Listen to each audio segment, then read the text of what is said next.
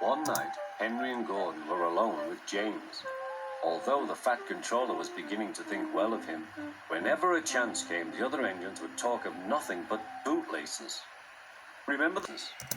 Remember the time one had to be used to get you out of trouble, James, they would tease. James tried to get his own back, talking about engines who got shut up in tunnels and stuck on hills. But they wouldn't listen. You talk too much, little James, said Gordon. A fine, strong engine like me has something to talk about. I'm the only engine who can pull the express. When I'm not there, they need two engines. Think of that. I've pulled expresses for years and have never once lost my way. I seem to know the right line by instinct. Every wise engine knows, of course, that the signalman works the points to make engines run on the right lines, but Gordon was so proud he had forgotten. Wake up, James, said Wake up, James, said Gordon next morning. It's nearly time for the express. What are you doing? Odd jobs? Oh, well, we all have to begin somewhere, don't we? Run along now and get my coaches. Don't be late. James went to get Gordon's coaches. They were all shining with lovely new paint. He was careful not to bump them, and they followed him smoothly into the station, singing happily, "We're going away, we're going away." I wish I was going with you, said James. I should love to pull the express and go flying along the line.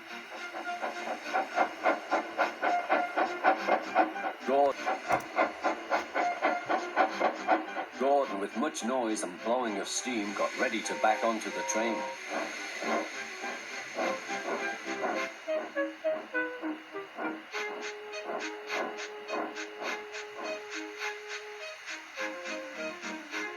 The Fat Controller was on the train with other important people, and as soon as they heard the guard's whistle, Gordon started. Look at me now, he puffed, and the coaches glided after him.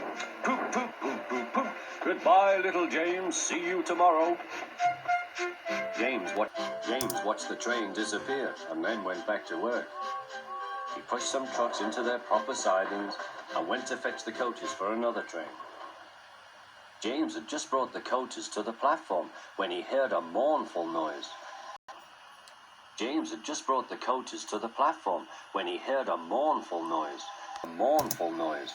There was Gordon trying to sidle into the station without being noticed. Hello, Gordon. Is it tomorrow? Asked James. Gordon didn't answer. He just let off steam feebly.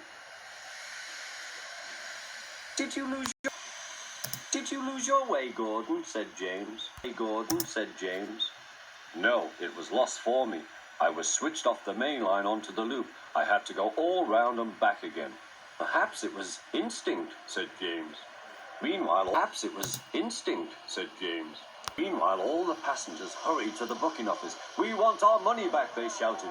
But the Fat Controller climbed on a trolley and blew the guard's whistle so loudly that they all stopped to look at him. Then he promised them a new train at once. Gordon can't do it, he said. Will you pull it for us, James? Yes, pull it for us, James.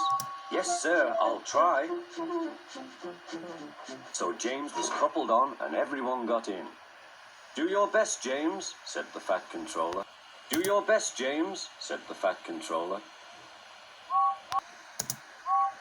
Come along, puffed James.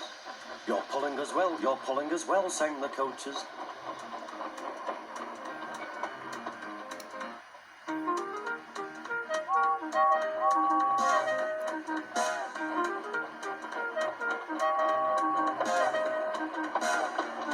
Bridges and stations flashed by, the passengers cheered, and they soon reached the station.